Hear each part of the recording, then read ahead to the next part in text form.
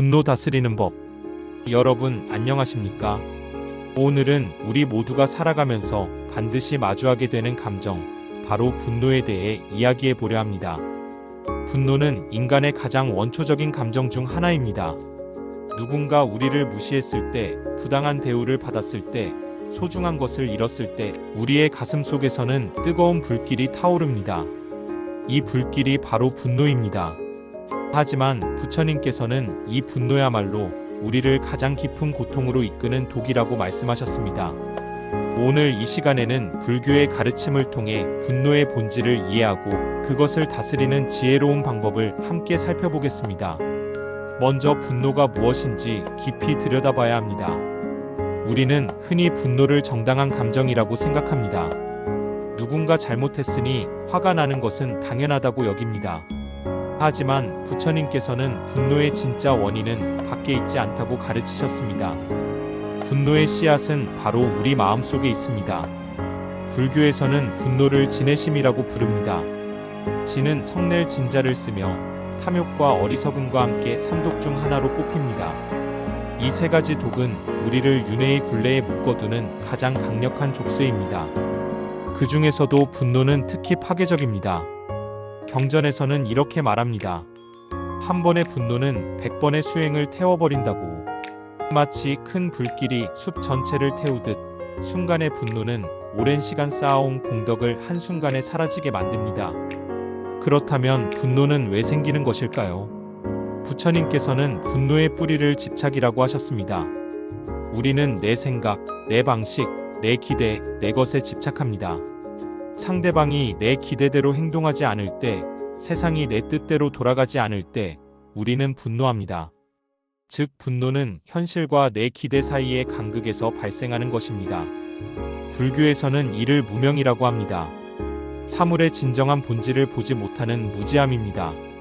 우리는 모든 것이 무상하다는 사실을 잊고 삽니다. 모든 것은 변합니다.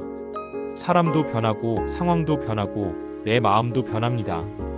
하지만 우리는 이 변화를 받아들이지 못하고 저항합니다. 그 저항이 바로 분노로 나타나는 것입니다. 분노가 우리에게 미치는 영향을 살펴봅시다. 먼저 분노는 우리 자신을 가장 먼저 해칩니다. 화가 날 때 우리의 몸은 어떻게 변하나요? 심장이 빨리 뛰고 얼굴이 붉어지고 손이 떨리고 호흡이 거칠어집니다. 이것은 우리 몸이 스트레스 상태에 놓였다는 신호입니다. 현대의학에서도 만성적인 분노가 고혈압, 심장병, 면역력 저하 등 다양한 질병의 원인이 된다고 합니다. 부처님께서 2500년 전에 이미 말씀하신 진리입니다. 뿐만 아니라 분노는 우리의 마음을 어둡게 만듭니다. 화가 나면 제대로 생각할 수 없습니다. 판단력이 흐려지고 충동적인 행동을 하게 됩니다. 나중에 후회할 말과 행동을 하게 되는 것입니다. 경전에는 이런 구절이 있습니다. 분노한 사람은 눈이 먼 사람과 같다. 앞을 볼 수 없기에 스스로 구덩이에 빠진다. 얼마나 정확한 표현입니까? 우리는 분노할 때 진실을 보지 못합니다. 상대방의 입장도 전체 상황도 내 마음의 상태도 보지 못합니다. 오직 내 감정에만 휩싸여 맹목적으로 반응할 뿐입니다. 분노는 또한 우리의 관계를 파괴합니다. 가족, 친구, 동료 관계 모두 분노로 인해 상처받고 멀어집니다. 한번 내뱉은 화난 말은 다시 주워 담을 수 없습니다. 분노로 인한 행동은 깊은 상처를 남깁니다. 때로는 평생 치유되지 않는 상처를 남기기도 합니다. 부처님께서는 말씀하셨습니다. 화살로 쏜 것은 다시 돌아오지 않고 말로 쏜 것도 다시 돌아오지 않는다고. 우리가 분노로 내뱉은 말은 화살과 같아서 상대방의 가슴에 깊이 박힙니다. 가장 중요한 것은 분노가 우리의 영적 성장을 가로막는다는 점입니다. 부처님의 가르침은 자비와 지혜를 키우는 것입니다. 하지만 분노는 자비의 정반대에 있습니다. 분노할 때 우리는 상대방을 미워하고 해치고 싶어하고 고통을 주고 싶어합니다. 이것은 모든 중생을 사랑하라는 부처님 가르침과 정면으로 배치됩니다. 따라서 분노를 다스리지 못하면 아무리 열심히 수행해도 진정한 깨달음에 이를 수 없습니다. 그렇다면 어떻게 분노를 다스릴 수 있을까요? 부처님께서는 여러 가지 방법을 가르쳐 주셨습니다. 첫 번째 방법은 알아차림입니다. 이것은 사티, 즉 마음 챙김이라고 부르는 수행법입니다. 분노가 일어날 때 그것을 즉시 알아차리는 것입니다. 아, 지금 내가 화가 나고 있구나. 이렇게 인식하는 순간 우리는 분노와 한 발짝 떨어질 수 있습니다. 분노에 완전히 휩싸이지 않고 관찰자의 입장에서 바라볼 수 있게 됩니다. 알아차림의 핵심은 판단하지 않는 것입니다. 화가 나는 것을 나쁘다고 판단하지 마십시오. 내가 왜 이렇게 화를 내지? 나는 수행이 부족해. 이렇게 자책하지 마십시오. 그저 있는 그대로 인정하십시오. 지금 분노가 일어나고 있다. 이것은 단지 하나의 감정일 뿐이다. 이렇게 받아들이는 것입니다. 마치 날씨를 보듯이 말입니다. 아, 오늘은 비가 오네. 이렇게 생각하듯이, 아, 지금 분노라는 감정이 일어나네. 이렇게 관찰하는 것입니다. 두 번째 방법은 호흡 관찰입니다. 부처님께서 가장 강조하신 수행법 중 하나가 호흡 명상입니다. 화가 날 때 우리의 호흡은 빠르고 얕아집니다. 이때 의도적으로 호흡을 천천히 깊게 하십시오. 코로 천천히 숨을 들이마시고 입으로 천천히 내쉽니다. 들숨과 날숨을 하나하나 세어보십시오. 하나 들이마시고 둘 내쉬고 이렇게 10가지 세고 다시 하나부터 시작합니다. 호흡에 집중하면 분노에서 주의가 분산됩니다. 그리고 몸이 이완되면서 마음도 차분해집니다. 신기하게도 우리가 호흡을 조절하면 마음도 따라서 조절됩니다. 세 번째 방법은 몸의 감각을 관찰하는 것입니다. 분노가 일어날 때 우리 몸에서는 여러 가지 감각이 느껴집니다.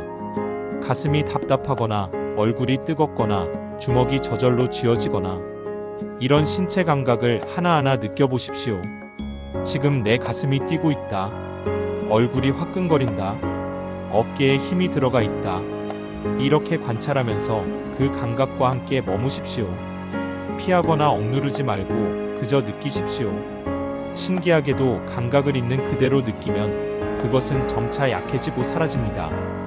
네 번째 방법은 잠시 멈추는 것입니다. 화가 났을 때 즉시 반응하지 마십시오. 말하고 싶은 충동을 참으십시오. 행동하고 싶은 충동을 멈추십시오. 티베트 불교의 한 스승은 이렇게 가르쳤습니다. 분노가 일어나면 그 자리에서 100번을 세어라. 그래도 화가 나면 1000번을 세어라. 이것은 시간을 버는 것입니다. 분노의 첫 번째 파도가 지나가기를 기다리는 것입니다. 감정은 파도와 같습니다. 일어났다가 반드시 사라집니다. 영원히 지속되는 감정은 없습니다. 잠시만 기다리면 분노의 강도는 약해집니다.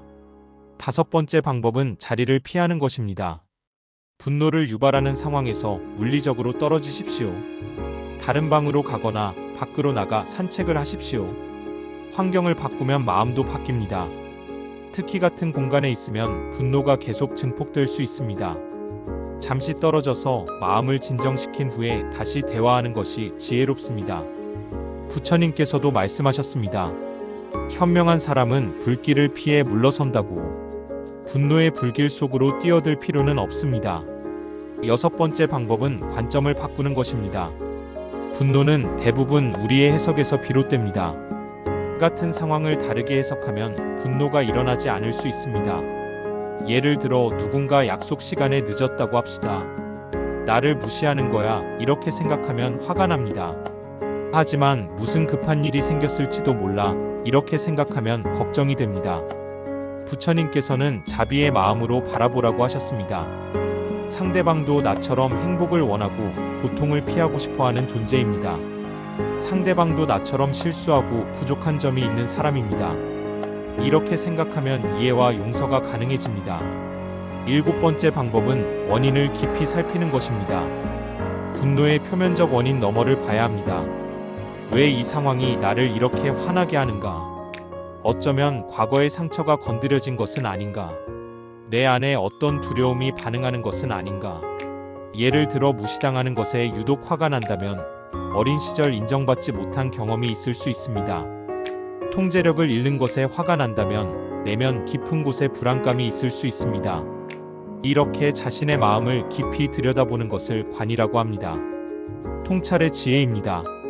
진정한 원인을 이해하면 치유가 시작됩니다. 8번째 방법은 자비 명상입니다. 이것은 메타 명상이라고도 부르며 자애를 키우는 수행법입니다. 먼저 자기 자신에게 자비를 보냅니다. 내가 평안하기를, 내가 행복하기를, 내가 건강하기를, 내가 편안하기를 이렇게 되뇌면서 자신을 사랑하는 마음을 키웁니다. 그 다음 사랑하는 사람에게 같은 마음을 보냅니다. 그 사람이 평안하기를, 행복하기를, 건강하기를, 편안하기를 점차 범위를 넓혀 중립적인 사람, 낯선 사람에게도 같은 마음을 보냅니다. 마지막으로 가장 어려운 단계입니다. 나를 화나게 한 사람, 미워하는 사람에게도 자비를 보내는 것입니다. 그 사람도 평안하기를, 행복하기를, 건강하기를, 편안하기를 처음에는 거짓말 같고 억지스럽게 느껴질 수 있습니다. 하지만 계속 수행하면 마음이 정말로 부드러워집니다. 미움이 사랑으로 바뀌는 놀라운 경험을 하게 됩니다. 9번째 방법은 무상을 관찰하는 것입니다. 모든 것은 변한다는 진리를 깊이 새기는 것입니다. 분노를 일으킨 그 상황도 이미 과거입니다. 지금 이 순간에는 존재하지 않습니다. 우리는 과거의 기억에 화를 내고 있을 뿐입니다. 또한 지금 느끼는 분노도 곧 사라질 것입니다. 어제 화났던 일을 오늘 생각하면 별것 아닌 것처럼 느껴지는 경험이 있을 것입니다. 일주일 후에는, 한 달 후에는, 1년 후에는 이 분노가 얼마나 작아 보일까요? 이렇게 생각하면 지금의 분노에 집착하지 않게 됩니다. 모든 것은 구름처럼 지나간다는 사실을 기억하십시오. 10번째 방법은 용서입니다. 용서는 상대방을 위한 것이 아닙니다. 용서는 나 자신을 위한 것입니다. 미움과 분노를 계속 품고 사는 것은 독을 마시면서 상대방이 죽기를 바라는 것과 같습니다. 결국 내가 독에 중독되어 고통받을 뿐입니다. 용서한다는 것은 상대방의 행동을 인정하거나 정당화하는 것이 아닙니다. 그저 내 마음속에 독을 내려놓는 것입니다. 부처님께서는 말씀하셨습니다. 원한은 원한으로 풀리지 않고 오직 사랑으로만 풀린다고. 이것은 영원 불변의 진리입니다. 역사를 보십시오. 복수는 또 다른 복수를 낳고 폭력은 또 다른 폭력을 낳습니다. 이 악순환을 끊을 수 있는 것은 오직 용서와 자비뿐입니다. 11번째 방법은 감사를 실천하는 것입니다. 분노는 부정적인 것에 초점을 맞춥니다. 감사는 긍정적인 것에 초점을 맞춥니다. 매일 감사한 것을 세어보십시오. 건강한 몸, 먹을 음식, 잠잘 곳, 사랑하는 사람들. 우리가 당연하게 여기는 수많은 축복들이 있습니다. 감사하는 마음은 분노가 자랄 틈을 주지 않습니다. 아침에 일어나서 감사 명상을 하십시오. 오늘 하루를 살아있음에 감사합니다. 이렇게 시작하면 하루가 다르게 펼쳐집니다. 감사는 마음의 정원에 아름다운 꽃을 심는 것과 같습니다. 12번째 방법은 업의 법칙을 이해하는 것입니다. 불교의 핵심 가르침 중 하나가 인과응보입니다. 모든 행위에는 결과가 따릅니다. 좋은 씨앗을 뿌리면 좋은 열매를 맺고 나쁜 씨앗을 뿌리면 나쁜 열매를 맺습니다. 분노로 행동하면 분노를 받습니다. 자비로 행동하면 자비를 받습니다. 이것은 우주의 법칙입니다. 우리가 분노를 다스려야 하는 이유는 도덕적 의무 때문이 아닙니다. 그것이 우리 자신을 위한 것이기 때문입니다. 좋은 업을 쌓으면 좋은 과보를 받고 나쁜 업을 쌓으면 나쁜 과보를 받습니다. 이것을 깊이 이해하면 자연스럽게 분노를 줄이고 자비를 키우게 됩니다. 13번째 방법은 공을 관조하는 것입니다. 공은 불교 철학의 가장 깊은 가르침입니다. 모든 것은 영기로 이루어져 있으며 독립적이고 영구적인 실체가 없다는 것입니다. 분노하게 만든 그 사람도 공입니다. 수많은 조건이 모여서 지금의 그 사람을 만들었습니다. 유전자, 환경, 교육, 경험 등등. 그 사람은 자유의지로 그렇게 행동한 것이 아니라 수많은 원인과 조건의 결과로 그렇게 행동한 것입니다. 이렇게 보면 비난할 대상이 사라집니다. 나 자신도 공입니다. 화내는 나라는 고정된 자아는 존재하지 않습니다. 다만 순간순간 변화하는 조건들의 흐름이 있을 뿐입니다. 이 깊은 이해에 이르면 분노는 저절로 사라집니다. 이제 실제 상황에서 어떻게 적용할 수 있는지 구체적인 예를 들어봅시다. 직장에서 상사가 부당하게 나를 질책했다고 가정해 봅시다. 순간 얼굴이 화끈거리고 가슴이 두근거립니다. 변명하고 싶고 소리치고 싶은 충동이 일어납니다. 이때 첫 번째 단계는 알아차림입니다. 아, 지금 분노가 일어나고 있구나. 가슴이 뛰고 얼굴이 뜨겁고 주먹이 쥐어지고 있구나. 이렇게 관찰합니다. 두 번째 단계는 즉시 반응하지 않는 것입니다. 말하고 싶어도 참습니다. 대신 천천히 깊게 호흡합니다. 하나 들이쉬고 둘 내쉬고. 세 번째 단계는 잠시 자리를 피합니다. 화장실에 가거나 물을 마시러 간다는 핑계로 그 상황에서 벗어납니다. 혼자 있는 동안 분노의 파도가 지나가기를 기다립니다. 네 번째 단계는 관점을 바꿔봅니다. 상사도 스트레스를 받고 있을 것입니다. 상사 위에 상사에게 압박을 받았을 수도 있습니다. 집에 개인적인 문제가 있을 수도 있습니다. 완벽한 사람은 없습니다. 누구나 실수하고 누구나 힘든 순간이 있습니다. 이렇게 이해하려고 노력합니다. 다섯 번째 단계는 나중에 차분할 때 대화를 시도합니다. 분노가 가라앉은 후에 상사에게 다가가 정중하게 말합니다. 그때 그 말씀이 제게 상처가 되었습니다. 이렇게 솔직하고 침착하게 표현합니다. 이것이 지혜로운 대처법입니다. 가족 관계에서의 예를 들어봅시다. 배우자가 같은 실수를 반복해서 약속을 어겼다고 합시다. 분노가 치밀어 오릅니다. 몇 번을 말해도 안 바뀌네. 나를 무시하는 거야. 이런 생각이 꼬리를 물고 일어납니다. 이때도 마찬가지로 알아차림부터 시작합니다. 지금 분노하고 있다는 것을 인정합니다. 그리고 깊이 숨을 쉽니다. 말하기 전에 잠시 멈춥니다. 그리고 자문합니다. 지금 내가 하려는 말이 상대방에게 도움이 될까? 상처를 줄까? 이 말이 우리 관계를 더 좋게 만들까? 나쁘게 만들까? 이렇게 생각하면 충동적인 반응을 막을 수 있습니다. 그 다음 나 메시지로 표현합니다. 당신은 항상 약속을 안 지켜. 이렇게 말하는 대신 내가 약속이 지켜지지 않을 때 실망감을 느껴. 이렇게 말합니다. 비난이 아니라 내 감정을 표현하는 것입니다.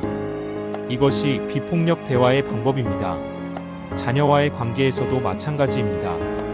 아이가 말을 듣지 않을 때 우리는 쉽게 화를 냅니다. 하지만 분노로 아이를 대하면 아이는 두려움을 배웁니다. 사랑이 아니라 두려움으로 행동하게 됩니다. 대신 아이의 입장에서 생각해 봅니다. 아이는 아직 어리고 배우는 중입니다. 뇌가 아직 발달하는 과정에 있어서 충동 조절이 어렵습니다. 이것을 이해하면 인내심이 생깁니다. 그리고 차분하게 경계를 설정합니다. 소리를 지르지 않고 때리지 않고 단호하지만 사랑으로 가르칩니다. 이것이 진정한 교육입니다. 이웃이나 낯선 사람과의 갈등도 마찬가지입니다. 운전 중에 누군가 끼어들었을 때 줄을 서 있는데 누군가 새치기 했을 때 이런 작은 일에도 우리는 쉽게 화를 냅니다. 하지만 잠시 생각해 봅시다. 이 분노가 나에게 무슨 도움이 되는가? 상대방은 이미 끼어들었고 이미 새치기 했습니다. 내가 화를 낸다고 그것이 바뀌지 않습니다. 오히려 내 하루만 망치고 내 기분만 상할 뿐입니다. 그렇다면 차라리 그냥 놓아버리는 것이 낫지 않을까요? 심호흡하고 미소 짓고 그냥 지나가게 하는 것입니다. 이것이 진정한 승리입니다. 분노에 휘둘리지 않는 것, 평정심을 유지하는 것입니다. 온라인에서의 분노도 중요한 주제입니다. 요즘은 인터넷과 소셜미디어에서 많은 갈등이 일어납니다. 누군가의 댓글이 기분 나쁠 때, 악플을 받았을 때, 키보드 뒤에 숨어 있으니 더 쉽게 분노를 표출하게 됩니다. 하지만 부처님께서는 말씀하셨습니다. 입은 도끼와 같아서 어리석은 사람은 그것으로 자신을 벤다고. 온라인에서 화난 글을 쓰기 전에 잠시 멈추십시오. 하루를 기다렸다가 다시 읽어보십시오. 대부분의 경우 그때는 보내지 않게 될 것입니다. 그리고 기억하십시오. 화면 저편에도 나와 같은 사람이 있다는 것을, 감정이 있고 상처받을 수 있는 사람이라는 것을. 사회적 불의에 대한 분노는 어떻게 다루어야 할까요? 세상에는 정말로 부당하고 불공정한 일들이 많습니다. 가난, 차별, 폭력, 부패, 이런 것들을 보면 당연히 화가 납니다. 부처님께서도 사회적 불의를 보고 침묵하지 않으셨습니다. 카스트 제도를 비판하고 모든 사람의 평등을 가르치셨습니다. 하지만 분노와 자비는 다릅니다. 우리는 불의에 대해 분노하지 않으면서도 그것을 바로잡기 위해 행동할 수 있습니다. 이것을 자비의 행동이라고 합니다. 분노는 맹목적이지만 자비는 지혜롭습니다. 분노는 파괴하지만 자비는 건설합니다. 마틴 루터 킹 목사는 말했습니다. 어둠은 어둠을 몰아낼 수 없고 오직 빛만이 그렇게 할 수 있다고. 미움은 미움을 몰아낼 수 없고 오직 사랑만이 그렇게 할 수 있다고. 이것이 부처님의 가르침과 정확히 일치합니다. 그렇다면 우리는 감정을 억압해야 하는 걸까요? 절대 아닙니다. 불교는 감정 억압을 가르치지 않습니다. 억압은 건강하지 않습니다. 억압된 감정은 언젠가 더 큰 폭발로 돌아옵니다. 부처님께서 가르치신 것은 억압이 아니라 변화입니다. 분노를 느끼되 그것에 사로잡히지 않는 것입니다. 분노를 인정하되 그것으로 행동하지 않는 것입니다. 분노를 관찰하되 그것과 동일시하지 않는 것입니다. 나는 화난 사람이 아니라 지금 분노라는 감정을 경험하고 있는 사람입니다. 이 차이가 중요합니다. 감정은 에너지입니다. 분노의 에너지를 다른 것으로 전환할 수 있습니다. 운동을 하거나 청소를 하거나 창작 활동을 할 수 있습니다. 분노의 에너지를 긍정적인 행동으로 승화시키는 것입니다. 많은 위대한 예술 작품들이 고통과 분노에서 탄생했습니다. 많은 사회 개혁가들이 불의에 대한 분노를 정의를 위한 행동으로 바꾸었습니다. 에너지 자체는 중립적입니다. 우리가 그것을 어떻게 사용하느냐가 중요합니다. 분노를 다스리는 수행은 하루아침에 이루어지지 않습니다. 평생의 수행입니다. 처음에는 분노한 후에야 깨닫게 됩니다. 아, 내가 또 화를 냈구나. 이것도 진보입니다. 적어도 알아차렸으니까요. 계속 수행하면 분노하는 중에 깨닫게 됩니다. 아, 지금 내가 화를 내고 있구나. 더 수행하면 분노가 일어나기 직전에 알아차리게 됩니다. 아, 지금 분노가 일어나려고 하는구나. 그리고 결국에는 분노 자체가 일어나지 않게 됩니다. 마음이 완전히 평화로워지는 것입니다. 이것이 부처님께서 이루신 경지입니다. 완전한 평정심, 우페카입니다. 어떤 상황에서도 마음이 흔들리지 않습니다.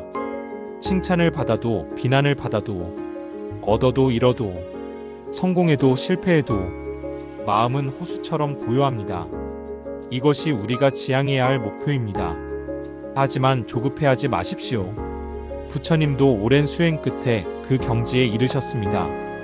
우리는 한 걸음 한 걸음 나아가면 됩니다. 분노를 다스리는 것은 개인적인 이익만을 위한 것이 아닙니다. 그것은 세상을 바꾸는 일입니다. 우리 한 사람 한 사람이 분노를 줄이면 세상의 폭력이 줄어듭니다. 우리 한 사람 한 사람이 자비를 키우면 세상의 사랑이 늘어납니다. 부처님께서는 말씀하셨습니다. 1000명의 적을 1000번 이기는 것보다 자기 자신을 한 번 이기는 것이 더 위대한 승리라고. 분노를 이기는 것, 이것이 진정한 승리입니다. 이것이 진정한 용기입니다. 현대 과학도 불교의 가르침을 뒷받침합니다. 신경과학자들은 명상과 마음챙김이 뇌를 실제로 변화시킨다는 것을 발견했습니다. 편도체는 공포와 분노를 담당하는 뇌 부위인데 명상을 하면 이 부위가 작아집니다. 반면 전전두엽 피질은 이성과 판단을 담당하는데 명상을 하면 이 부위가 두꺼워집니다. 즉 명상은 우리를 덜 반응적이고 더 지혜롭게 만듭니다. 심리학자들도 인지-행동치료에서 불교의 원리를 활용합니다. 생각이 감정을 만들고 감정이 행동을 만든다는 것입니다. 생각을 바꾸면 감정과 행동도 바뀝니다. 이것이 바로 부처님께서 가르치신 것입니다. 자녀들에게도 이것을 가르쳐야 합니다. 어릴 때부터 감정을 다스리는 법을 배우면 평생 도움이 됩니다. 아이에게 호흡법을 가르치십시오. 화가 날 때 10가지 세는 법을 가르치십시오. 자신의 감정을 말로 표현하는 법을 가르치십시오. 나는 지금 화가 나, 나는 지금 슬퍼, 나는 지금 무서워. 이렇게 말할 수 있게 하십시오. 감정을 인정하고 표현하는 것이 첫 번째 단계입니다. 그리고 무엇보다 부모가 본보기가 되어야 합니다. 아이는 말보다 행동을 보고 배웁니다. 부모가 화를 잘 내면 아이도 화를 잘 내게 됩니다. 부모가 차분하고 자비로우면 아이도 그렇게 배웁니다. 일상생활에서 분노 예방을 위한 습관을 만드십시오. 매일 아침 명상으로 하루를 시작하십시오. 10분만이라도 조용히 앉아서 호흡을 관찰하십시오. 이것이 하루를 평화롭게 시작하는 방법입니다. 충분한 수면을 취하십시오. 피곤하면 쉽게 짜증이 나고 화가 납니다. 건강한 식사를 하십시오. 몸이 건강해야 마음도 건강합니다. 규칙적인 운동을 하십시오. 운동은 스트레스를 해소하고 기분을 좋게 만듭니다. 자연 속에서 시간을 보내십시오. 자연은 마음을 치유하는 힘이 있습니다. 좋은 친구들과 시간을 보내십시오. 긍정적인 사람들과 함께 있으면 우리도 긍정적이 됩니다. 영적인 책을 읽으십시오. 경전이나 좋은 가르침은 마음의 양식입니다. 감사일기를 쓰십시오. 매일 감사한 일 3가지를 적으십시오. 이런 작은 습관들이 모여서 큰 변화를 만듭니다. 분노하기 어려운 마음의 토양을 만드는 것입니다.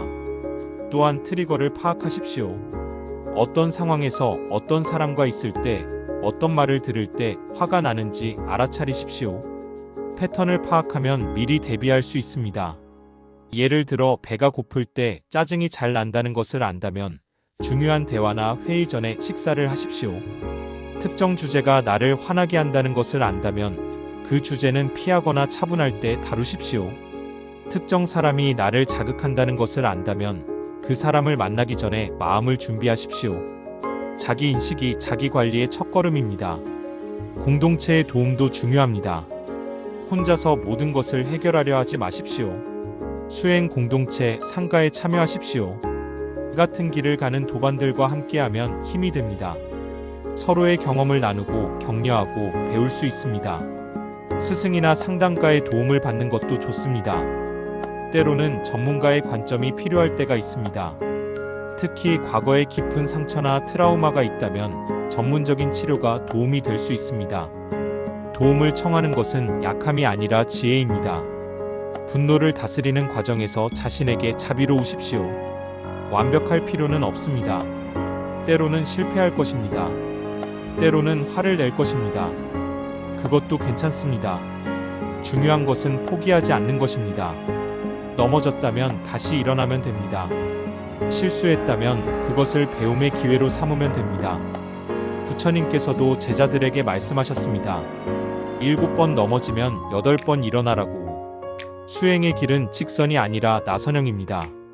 때로는 뒤로 가는 것처럼 보여도 전체적으로는 앞으로 나아가고 있습니다. 과거의 분노도 치유해야 합니다. 우리는 과거에 화났던 일들을 여전히 마음속에 담고 살아갑니다. 오래된 원망, 용서하지 못한 상처들, 이것들이 쌓여서 현재의 분노를 더 강하게 만듭니다. 따라서 과거를 정리하는 작업이 필요합니다. 과거의 상처를 하나씩 꺼내어 살펴보십시오. 그때 무슨 일이 있었는지, 왜 그렇게 화가 났는지, 지금의 시각에서 다시 바라보십시오. 그리고 가능하다면 용서하십시오. 상대방을 용서하고 무엇보다 자기 자신을 용서하십시오. 과거를 놓아버릴 때 현재가 가벼워집니다. 미래에 대한 두려움도 분노를 키웁니다. 우리는 통제할 수 없는 미래를 통제하려고 합니다. 계획대로 되지 않으면 화가 납니다. 하지만 부처님께서는 말씀하셨습니다. 과거에 살지 말고 미래를 꿈꾸지 말고 오직 현재 순간에 마음을 집중하라고. 지금 이 순간만이 우리가 진정으로 가진 것입니다. 과거는 이미 갔고 미래는 아직 오지 않았습니다. 오직 지금만이 실제합니다. 현재에 머물 때 우리는 평화를 찾습니다. 지금 이 순간 숨을 쉬고 살아있고 여기 있다는 것, 그것만으로도 충분합니다. 분노를 완전히 없애는 것이 목표가 아닙니다. 부처님께서도 말씀하셨습니다. 인간으로 태어났으면 감정이 일어나는 것은 자연스러운 일이라고. 중요한 것은 그 감정에 어떻게 반응하느냐입니다. 분노가 일어나는 것과 분노로 행동하는 것은 다릅니다. 첫 번째 화살은 피할 수 없습니다. 누군가 우리에게 화살을 쏘면 아픕니다. 하지만 두 번째 화살은 우리가 스스로에게 쏘는 것입니다.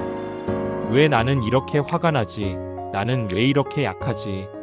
이런 자책과 분노가 두 번째 화살입니다. 첫 번째 화살은 피할 수 없어도 두 번째 화살은 피할 수 있습니다. 그것이 우리의 선택입니다. 궁극적으로 분노를 다스리는 것은 사랑을 키우는 것입니다. 분노와 사랑은 함께 존재할 수 없습니다. 마음이 사랑으로 가득 차면 분노가 들어올 자리가 없습니다. 부처님께서 가르치신 사무량심을 기억하십시오. 자비, 연민, 기쁨, 평정. 이 네 가지 무한한 마음입니다. 모든 중생이 행복하기를 바라는 자비, 모든 중생의 고통이 사라지기를 바라는 연민, 모든 중생의 기쁨을 함께 기뻐하는 마음, 모든 것을 평등하게 바라보는 평정심.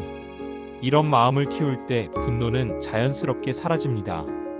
매일 자비 명상으로 하루를 마무리하십시오. 침대에 누워서 조용히 되뇌십시오. 모든 중생이 평안하기를, 모든 중생이 행복하기를, 모든 중생이 고통에서 벗어나기를, 나를 사랑하는 사람들, 내가 사랑하는 사람들, 나와 무관한 사람들, 심지어 나를 힘들게 한 사람들까지 모두에게 이 사랑을 보내십시오. 이렇게 잠들면 꿈도 평화롭고 아침도 평화롭습니다. 분노를 다스리는 것은 평생의 여정입니다. 끝이 없는 수행입니다. 하지만 그 과정 자체가 아름답습니다. 한 걸음 한 걸음 나아갈 때마다 우리는 더 자유로워집니다. 분노의 노예에서 벗어나 마음의 주인이 됩니다. 이것이 진정한 자유입니다. 이것이 진정한 해탈입니다. 부처님께서 마지막으로 남기신 말씀을 기억하십시오. 모든 것은 변한다. 게으르지 말고 부지런히 정진하라. 분노를 다스리는 수행도 마찬가지입니다. 하루하루 게으르지 않고 정진하십시오. 작은 승리를 축하하십시오. 오늘 화낼 뻔했지만 참았다면 그것은 큰 승리입니다. 오늘 분노했지만 금방 알아차렸다면 그것도 진보입니다. 어제보다 조금 더 나아졌다면 그것으로 충분합니다. 세상은 분노로 가득 차 있습니다. 뉴스를 보면, 인터넷을 보면, 거리를 보면 분노와 증오와 폭력이 넘쳐납니다. 하지만 우리는 다른 선택을 할 수 있습니다. 우리는 평화의 섬이 될 수 있습니다. 분노의 바다 한가운데 평화의 섬, 그 섬에서 빛을 비출 수 있습니다. 한 사람의 평화가 주변을 평화롭게 만듭니다. 한 사람의 자비가 주변의 자비를 퍼뜨립니다. 이것이 우리가 세상을 바꾸는 방법입니다. 오늘 이 순간부터 시작하십시오. 내일부터, 다음 주부터가 아니라 바로 지금입니다. 다음에 분노가 일어날 때 오늘 배운 것을 실천해 보십시오. 알아차리고 호흡하고 멈추고 관찰하십시오. 처음에는 어색하고 어려울 것입니다. 하지만 계속하면 자연스러워집니다. 마치 자전거 타는 법을 배우는 것과 같습니다. 처음에는 넘어지지만 연습하면 자유롭게 탈 수 있게 됩니다. 마지막으로 이 말씀을 드립니다. 여러분은 이미 완전합니다. 분노를 다스린다고 해서 더 나은 사람이 되는 것이 아닙니다. 여러분은 이미 부처의 본성을 가지고 있습니다. 다만 그것이 분노라는 구름에 가려져 있을 뿐입니다.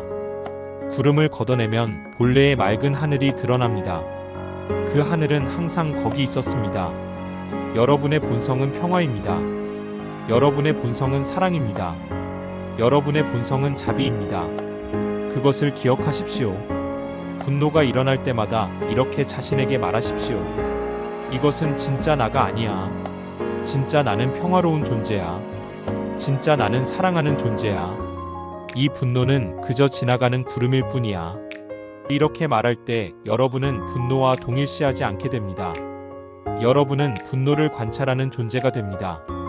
이것이 자유의 시작입니다. 부처님의 자비가 여러분과 함께하기를, 여러분의 모든 분노가 지혜로 변화하기를, 여러분의 모든 고통이 자비로 변화하기를, 여러분이 평화롭기를, 여러분이 행복하기를, 여러분이 건강하기를, 여러분이 편안하기를, 여러분 주변의 모든 사람들도 평화롭기를, 모든 중생이 고통에서 벗어나기를, 모든 중생이 진정한 행복을 얻기를. 이것으로 오늘의 말씀을 마치겠습니다.